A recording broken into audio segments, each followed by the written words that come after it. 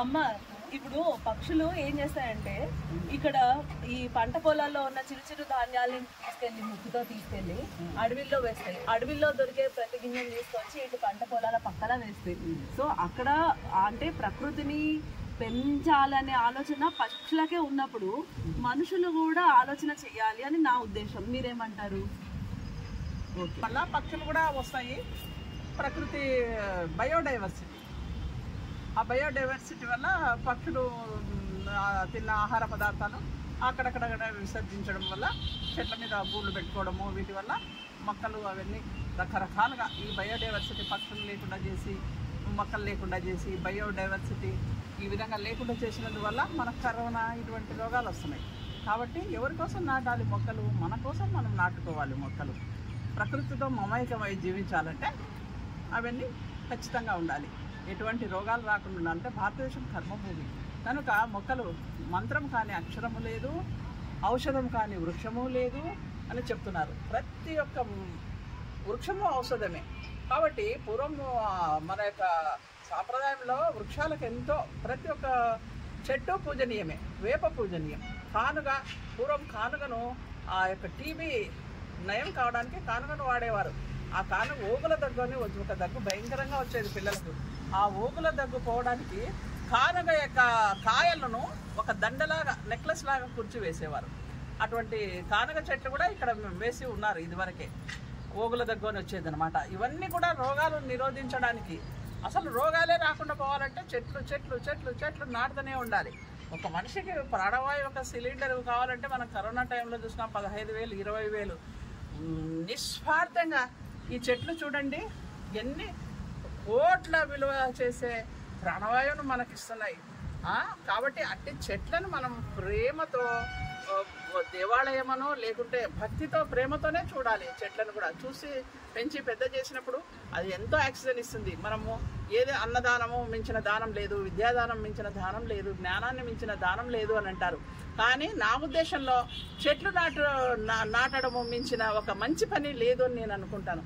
ఎందుకంటే ప్రాణవాయువు, మనిషికి ప్రాణం ఉంటేనే కదా, ఊపిరి ఉంటేనే అన్నమైనా తినగలిగేది, దానమైనా చేయగలిగేది, విద్యనైనా చేయగలిగేది, జ్ఞానాన్నైనా అర్జించగలిగేది. ముందు శ్వాస, మంచి ఆక్సిజన్, మంచి వాయువు ఉంటేనే కదా. దాని ఇబ్బంది ఏమిటో మనకు తెలియాలంటే అమర్నాథ్, ఆ కేదార్నాథ్, ఆ బద్రీనాథ్ పోతే ప్రాణవాయువు ఒక విలువ తెలుస్తుంది. ఒక్కో చోట ప్రాణవాయువే ఉండదు. దబ్బని కొట్టుకొని ఊపిరి ఆడడానికి ఎంత కష్టపడాలనో ఆక్సిజన్ సిలిండర్లు పెట్టి. ఇకపోతే మన సైనికుల గురించి చెప్పనే పని లేదు. అటువంటి గాలి లేని చోట వాళ్ళు పనిచేస్తున్నారు దేశ రక్షణ కోసం. అంటే అద్భుతమైన సాహసము, అద్భుతమైన అటువంటి వాళ్ళు సైనికులు దేశ రక్షణ కోసం అలా పనిచేస్తుంటే కనీసం మనం ఊర్లలో ఉండి ఒక్కొక్క మనిషి ఒక చెట్టు నాటలేకపోవడము అన్నది శోచనీయం. కాబట్టి ప్రతి ఒక్క మనిషి ఒక దీక్షలాగా తీసుకొని, మేము ఎందుకు అంటే మాకు ఈ యొక్క అంటే మనము ఈ పని చేస్తున్నాము, మేమేం గొప్ప పని చేయడం లేదు, మేము ఒక చెట్టు నాటుతున్నామంటే మాతో పాటు ఇంకో నలుగురు వచ్చి 4 చెట్లు నాటుతారని ఒక ఆశ. దానివల్ల వాతావరణం అంతా పరిశుద్ధమయ్యి సుగంధభరితం అవుతుంది. ఒక్కొక్క చెట్టుకు ఒక్కొక్క క్వాలిటీ ఉంటుంది. అన్ని ఆక్సిజనే ఇస్తుంటాయి. కొన్ని చెట్లు అయితే ప్రత్యేకంగా ఆక్సిజనే తీసుకుంటాయి, ఆక్సిజనే ఇస్తాయి. అట్లాంటి చెట్లు కూడా విశేషం ఉన్నాయి. దాన్ని కనుక్కొని వేస్తుంటారా. కొన్ని కార్బన్ డైఆక్సైడ్ ఏమి తీసేసుకుని ఆక్సిజన్ ఇస్తాయి. చూడండి ఎంత డెప్త్ ఉంది. జగదీష్ చంద్రబోస్ చెప్పినాడు చెట్లకు కూడా ప్రాణం ఉంటుంది. ఒక్కసారి మీరు దాంట్లతో నేస్తం చేసి చెట్లను చూడండి, దాంట్ల మీద వాలే పక్షులతో మీరు స్నేహం చేసి చూడండి. కరెక్ట్ మనం ఏ టయానికి కనుక ఇన్ని గింజలు వేస్తామంటే అదే టయానికి ఇది అది ఒక దైవపరంగా కూడా శ్రీరామకృష్ణులు చెప్తారు. మా మహేంద్రనాథ్ గుప్తా అని అతను శ్రీరామకృష్ణుల చరిత్ర రాసినప్పుడు ఆ మహేంద్రనాథ్ అప్పుడప్పుడు వస్తూ అలవాటైతే ఒకరోజు ఆ మహేంద్రనాథ్ గుప్తా వస్తున్నారని ఎవరో చెప్తే నవ్వుతాడు. నవ్వి నెమలికి మత్తు మందు వేస్తే అది మరుసటి రోజు అదే టయానికి వచ్చి మళ్ళీ వస్తుంది. ఆ విధంగా కూడా మనకు సత్సంగానికి అలవాటు పడ్డాడు. అచ్చే మనం కూడా మొక్కలు నాటడానికి అలవాటు పడతాం అనుకో. అలీవరు ఒక ఆయన ఒక కథ రాశాడు. నిజం ఎంత మమైకము అయి రాశాడో ఆయన అంటే చెప్తాను చూడండి. అది చాలా బాగుంది కథ. ఒక అమ్మాయికి ఏదో ఒక వింత జబ్బు వచ్చింటుంది.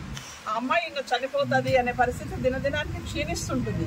కానీ ఒకరు చెప్తారు, ఎవరో మానసిక తత్వవేత్త, ఒక మొక్క నాటండి, ఒక లత నాటుతూ దాని ఆకులన్నీ పోగొట్టండి, పోగొట్టిన తర్వాత ఒకటొకటి చిగురు వేస్తూ వచ్చినట్లు పెయింట్ చేయండి అని చెప్తాడు. సరే ఆ అమ్మాయి తిన్నాం చూస్తుంది, అమ్మ నీకేం కాదు, ఇదిగో మొత్తం వాడిపోయిన ఆ మొక్క చూడు, ఒక ఆకేసింది అంటాడు. అంటే ఆ అమ్మాయి కొంచెము అబ్బా నాకు కూడా బాగుంది అనుకుంటుంది. అలా చిన్న ఒక ఆకు అట్లా అట్లా పుష్పము వచ్చేంత వరకు వాళ్ళు పెయింట్ వేస్తారు. ఆ అమ్మాయి ఆ యొక్క చూస్తూ చూస్తూ చూస్తూ చూస్తూ ఆ అమ్మాయి ఆ యొక్క మొక్కతో మమేకమై నీట్గా ఆరోగ్యంగా తయారవుతుంది. ఇది అలీవర్ గోల్డ్ స్మిత్ అనే అతను రాశాడు. అంటే మొక్క అది ఆయన పెయింట్ వేసినప్పటికీ మొక్క అన్న భావంతో ఆ అమ్మాయి చూస్తుంది. అదే నిజమైన మొక్క అన్న భావంతో మనం అమాయకమైనామనుకో మనకు ఆరోగ్యం ఎందుకు బాగుండదు? మాకు ఆరోగ్యం బాగాలేదంటారు. ఏంటి ఒక చెట్టు